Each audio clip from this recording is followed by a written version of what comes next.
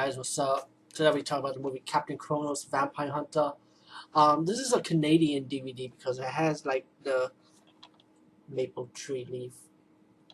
But I got this for $4, man. I always wanted to get this in my collection. I love this movie so much. And Hammer, I just wish back in the time zone, the time frame of this movie. They don't know. I wonder if they could have just made this into a sequel. This guy has spawned so many sequels, man. But you know what? If a movie needs a remake now, I guess it will be a remake, meaning that it should be like a sequel after it. Since the guy is old now, I don't know if he's dead or not. That guy who played Captain Kronos, I'm not sure. I hope not. I hope he's alive. But if they're ever gonna remake this movie or make a sequel to Captain Kronos Vampire Hunter, I think it should be somebody like Hugh Jackman, because I can see him playing this character in today's time, in the 2013 and up era, so on. So Hammer, make up the times, man. Capitalize on this movie. I love to see a sequel to this. It deserves a sequel. And I'm always, when I see Vampire Hunter D, the guy that created it, I always say I bet you he based it on this character, because I remember in an interview he said he based that character on Clint Eastwood. I was like, to me, he kind of based Vampire Hunter D on a combination of Clint Eastwood and this character. But I know it's 1 minute and 27 seconds already, so let me just get to the point. Captain Kronos Vampire Hunter, classic movie. It's not your typical vampire movie, because in this movie they got a different take on the vampire he's fighting. And you got Captain Kronos and a sidekick, the professor. They go into this town. They find this town, like this vampire in a black cloak, like kissing women, like biting them in the blood of the lips, and turning these women to from old age. It's not like this vampire drain the blood. It's just drain a portion of the blood, but it just takes away their life youth. And I was like, to me, that was a unique take on Hammer style vampire movies. And it was one of a kind for me for its time, because I never seen it like this. Because usually most vampire movies is like, okay, I'll just drink your blood in the end. But no, this is going for the life, like a succubus or type of thing. But while Captain Kronos, sidekick, was going to the town, they saved this woman who was like in shackles, like she was like in a wooden like shackle thing. And he freed her, played by Carol Monroe. Or Monroe, I hope I'm saying her name right. Sexy as hell, one of the old school scream queens, by the way. So she ends up hanging out with Captain Kronos and the professor. As they go to the town, Captain Kronos visits his friend Dr. Marcus, and Dr. Marcus explains what's going on the town. And pretty much Captain Kronos and his sidekick, and with the help of the doctor, Dr. Marcus, have to investigate who's doing the killing, how they gonna trap this culprit, pretty much. Later on, you find out that there's other characters in the movie, like the Dowards, brother and sister, and their mother, who was visiting the grave of their father who's dead.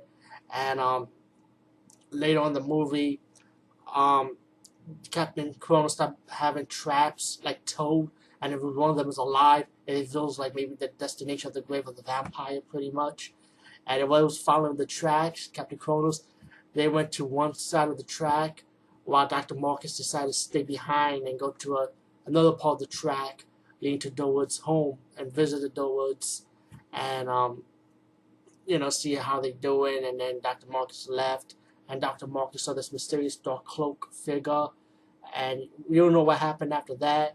But then when Dr. Marcus and then you got Captain Kronos going to the barn, Dr. Marcus starts shaving his face, and he realized, I'm getting younger.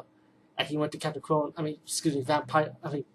Hold on. How am I saying Captain? Yeah, Captain Kronos. I can go to Kronos Vampire Hunter mostly, but Captain Kronos. He told Captain Kronos like he feels like he's a vampire. You see the teeth of Dr. Marcus, and then Captain Kronos had to kill his friend. He has no choice, so he staked him, but he wasn't dead from the stake. So the professor said that we gotta hang him, like they die from their own blood, when they're dying, and then that didn't work. And then you find out that Dr. Marcus' vampire form died, and then Captain Kronos wondered how he was dead. It was a steel cross to his chest, so it was like the steel of the cross killed him.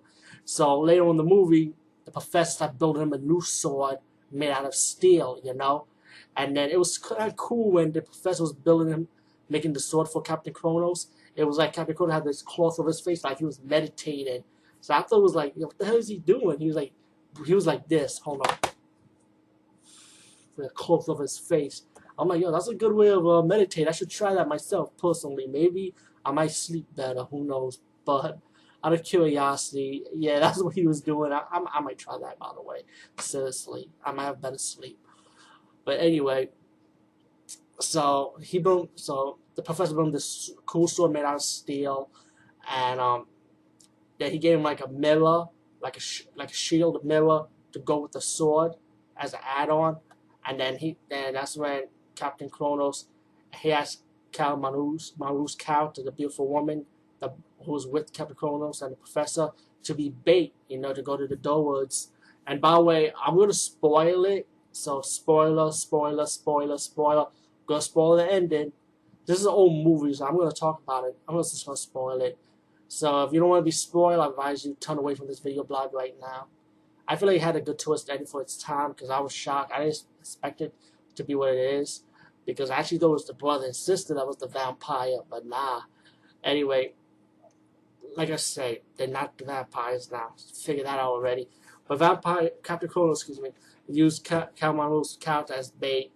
So they climb up on top of the house, and later on it reveals that the vampire was happened to be the Doe's mother. The mother was never old; she was always young, And then not only that, the mother ended up bringing back the father who was supposed to be dead, and the father was alive too. And the brother and sister were surprised, But the mother put her in a hypnotic trance, telling her children, her daughter and son, which is the brother and sister in the movie, that you will not remember what's going on, So she kind of like used her kids, like as a cover pretty much.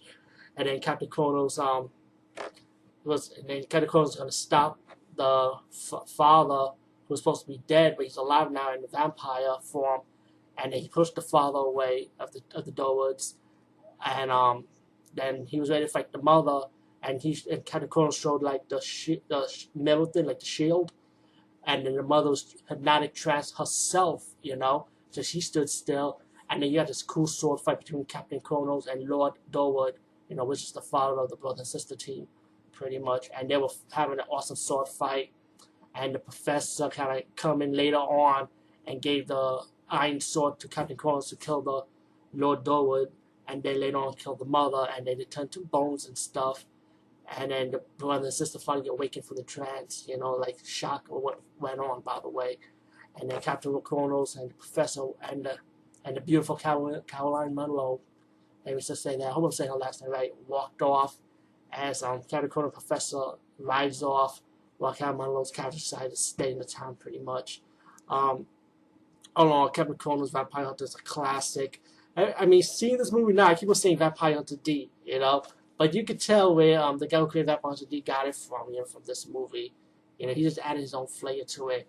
And again, this is a movie that deserves to be a sequel. And if Hollywood had to pick up Hammer and have to remake it, let it be a remake. That's fine by me. But I'd rather have a sequel. It's long overdue for a sequel. This movie deserves one. And let me just say, the movie is wonderful. And a lot of people expect for this movie to be like really fast paced and stuff. It's kind of like it has a little bit of fast pace at the beginning of the movie and the middle part, and it picks up more at the 45 minutes of the movie, I would say. That's when it picks up a little bit much more.